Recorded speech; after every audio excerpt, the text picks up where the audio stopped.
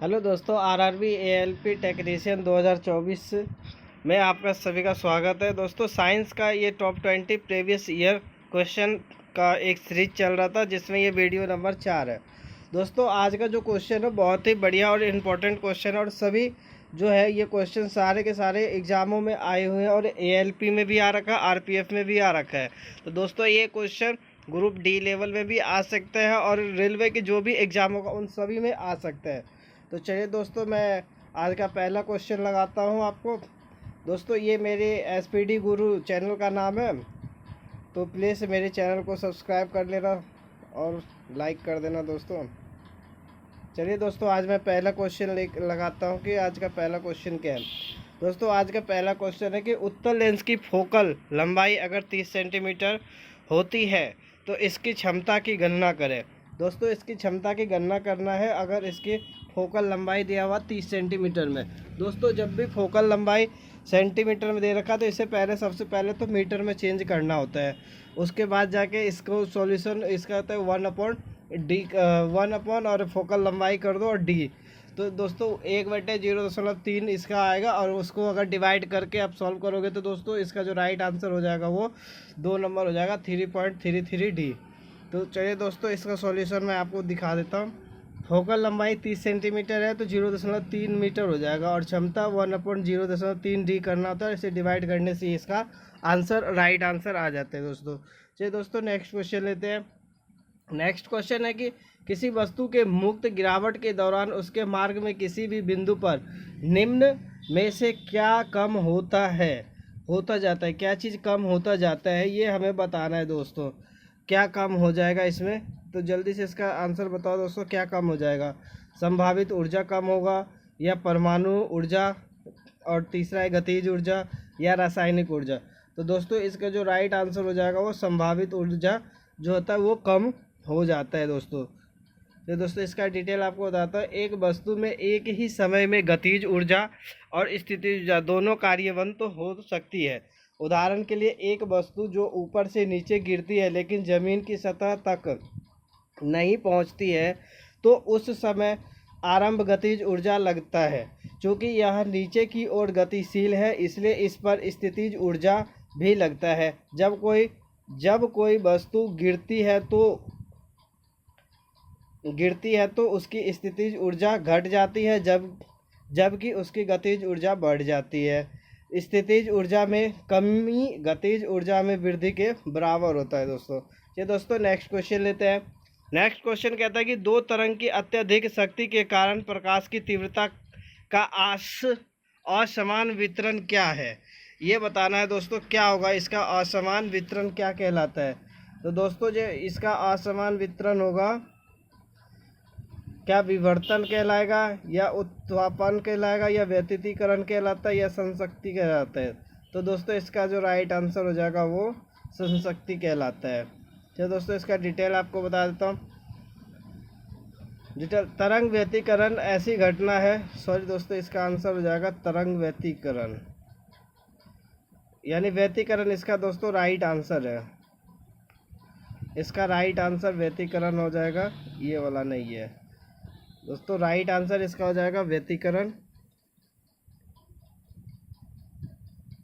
व्यतिकरण इसका right answer हो जाएगा दोस्तों। इसका डिटेल मैं बताता हूँ दोस्तों। तरंग व्यतिकरण ऐसी घटना है जो तब होती है जब दो तरंगे एक ही माध्यम के साथ यात्रा करते समय मिलती है, जो कि अपने वास्तविक रूप से अत्यधिक कम या समान आयाम होती है। एक रचनात्मक लहर हस्तक्षेप कहा जाता है अगर एक लहर का शिखर एक ही आवृत्ति की एक और लहर की शिखर को उसी बिंदु पर एक ही बिंदु पर मिलता है। चलिए दोस्तों नेक्स्ट क्वेश्चन लेते हैं। नेक्स्ट क्वेश्चन है कि चर चुंबकीय क्षेत्र के माध्यम से विद्युत प्रवाह के उत्पादन की प्रक्रिया को क्या कहा जाता है दोस्तों, ये बताना है। इसको क्या कहा जाता है, ये दोस्तों इसको बताइए क्या कहते हैं, इसका आंसर क्या होगा? तो दोस्तों जो इसका राइट आंसर हो जाता है वो हो जाएगा आपका विद्युत चुंबकीय प्रेरण कहलाता है दोस्तों। चलिए इसका डिटेल आपको बताता हूँ। विद्युत चुंबकीय प्रेरण एक प्रक्रिया एक प्रक्रिया है जहां एक कंडक्टर को बदलते चुंबकीय क्षेत्र या एक स्थिर चुंबकीय क्षेत्र के माध्यम से आगे बढ़ने वाला में रखा जाता है, जिससे कि चालक के पार एक वोल्टेज का उत्पादन होता है। विद्युत चुंबकीय प्रेरण की यह प्रक्रिया बदले में विद्युत प्रवाह का कारण बनती है और इसे विद्युत धारा की प्रेरित करना कहा जाता है। चलिए दोस्तों नेक्स्ट क्वेश्चन लेते हैं दोस्तों। किस कार्य क्षमता को कणों से भरे कुल अंतरिक्ष के प्रतिशत के रूप में माना जाता है, कहा जाता है? दोस्तों इसका बहुत ही अच्छा क्वेश्चन है दोस्तों। आरआरबी, आरपीएफ और आरपीएफ एसआई में भी पूछा हुआ है दोस्तों, द्वितीय पाली में, और ये ग्रुप डी में भी पूछा जाता है क्वेश्चन। ये बहुत ही अच्छा क्वेश्चन है दोस्तों। इसका राइट आंसर क्या होगा? तो दोस्तों इसका जो राइट आंसर हो जाता है वो हो जाता है पैकिंग कार्यशीलता। पैकिंग कार्यशीलता, इसका डिटेल आपको बताता हूँ दोस्तों। एक यूनिट सेल के भीतर सबसे कुशल संचालन परमाणु क्षेत्र निकटतम पैकिंग कॉन्फ़िगरेशन के रूप में जाना जाता है। सघन रूप से पैक परमाणु क्षेत्र दो मोड में मौजूद है, हेक्सागोनल निकटतम पैकिंग HCP और क्यूबिक निकटतम पैकिंग CCP के जो मेल होता है उससे ये बनता है। तो दोस्तों नेक्स्ट क्वेश्चन है दोस्तों। चलिए दोस्तों नेक्स्ट क्वेश्चन है, कंपाउंड माइक्रोस्कोप का कौन सा लेंस वास्तविक उल्टा और बड़ा प्रतिबिंब बनाता है? ये बताना है दोस्तों कि कौन सा इसमें से सही आंसर होगा दोस्तों। बहुत ही अच्छा क्वेश्चन है, बढ़िया है, पूछा हुआ क्वेश्चन है। तो दोस्तों जो इसका राइट आंसर हो जाएगा वो हो जाएगा ऑब्जेक्टिव। इसका जो राइट आंसर हो जाएगा ऑब्जेक्टिव लेंस, ऑब्जेक्टिव वाले हो जाएगा। अच्छा इसका डिटेल बताता हूँ दोस्तों। दो उत्तर लेंस एक माइक्रोस्कोप का निर्माण कर सकती है। ऑब्जेक्टिव लेंस को ऑब्जेक्ट के करीब स्थित किया जाता है और यह एक उल्टा और आवर्धित छवि बनाता है, जिसे वास्तविक छवि कहा जाता है, क्योंकि प्रकाश किरणें वास्तव में उस स्थान से गुजरती है जहां छवि निहित है। ऑक्यूलर लेंस या एपिस लेंस इस वास्तविक छवि के लिए आवर्धक ग्लास के रूप में कार्य करता है। ऑक्यूलर लेंस प्रकाश किरणों को अधिक फैलाता है, जिससे वे उद्देश्य लेंस से परे एक बड़ी उल्टी छवि से आते हैं। क्योंकि प्रकाश किरण वास्तव में इस स्थान से नहीं गुजरती है, इसलिए छवि को आभासी छवि कहा जाता है दोस्तों। नेक्स्ट क्वेश्चन लेते हैं दोस्तों। नेक्स्ट क्वेश्चन बहुत ही आसान और अच्छा क्वेश्चन है। काम करने अथवा ऊर्जा स्थानांतरण की दर को क्या कहते हैं दोस्तों? बहुत ही अच्छा और आसान क्वेश्चन है दोस्तों। इसका आंसर बताना है कि क्या कहते हैं। ये दोस्तों बताइए इसका आंसर क्या होगा? इसका आंसर हो जाता है दोस्तों आपका शक्ति। इसको कहते हैं शक्ति। इसका डिटेल बताता हूँ दोस्तों। शक्ति काम करने या ऊष्मा के हस्तांतरण की दर है, अर्थात प्रति यूनिट समय में हस्तांतरित या परिवर्तित ऊर्जा की मात्रा। इसकी कोई दिशा नहीं होने के कारण यह एक अदिश राशि है। तो चलिए दोस्तों नेक्स्ट क्वेश्चन लेते हैं दोस्तों। नेक्स्ट क्वेश्चन है दोस्तों, हाइड्रोलिक तनाव और उससे संबंधित आयतनिक तनाव के अनुपात को क्या कहा जाता है दोस्तों? तो बहुत ही अच्छा क्वेश्चन ये भी है दोस्तों। तो इसको कहा जाता है आयतन प्रत्यास्थता मापांक। ठीक है दोस्तों, चलिए इसका डिटेल आपको बताता हूँ। हाइड्रोलिक तनाव और उससे संबंधित आयतनिक तनाव के अनुपात आयतन प्रत्यास्थता मापांक कहा जाता है, और यह किसी वस्तु में लग रहे चारों ओर से बल के कारण एक आयतन में विकृति को दर्शाता है दोस्तों। चलिए दोस्तों नेक्स्ट क्वेश्चन लेते हैं दोस्तों। नेक्स्ट क्वेश्चन क्या कहता है?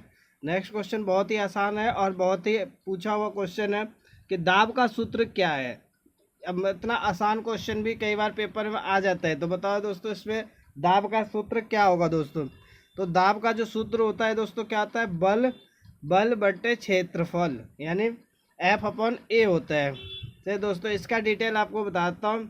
दबाव को एक वस्तु पर लगाए गए भौतिक बल के रूप में परिभाषित किया गया है, जिसे लागू किया गया बल प्रति इकाई क्षेत्र की वस्तु की सतह के लंबवत होती है। दबाव का मूल सूत्र F/A है। इसको इकाई पास्कल इकाई होता है इसका दोस्तों। नेक्स्ट क्वेश्चन लेते हैं दोस्तों। SI पद्धति में गुणज 10⁻⁻21 का क्या उपसर्ग है, इसको क्या कहते हैं दोस्तों। तो ये बहुत ही इम्पोर्टेंट और अच्छा क्वेश्चन है दोस्तों। ये लास्ट वाला क्वेश्चन सबसे ज़्यादा अच्छा और इम्पोर्टेंट क्वेश्चन है। तो चलिए दोस्तों, इसका राइट आंसर बताइए क्या होगा। इसका राइट आंसर हो जाता है जेप्टो।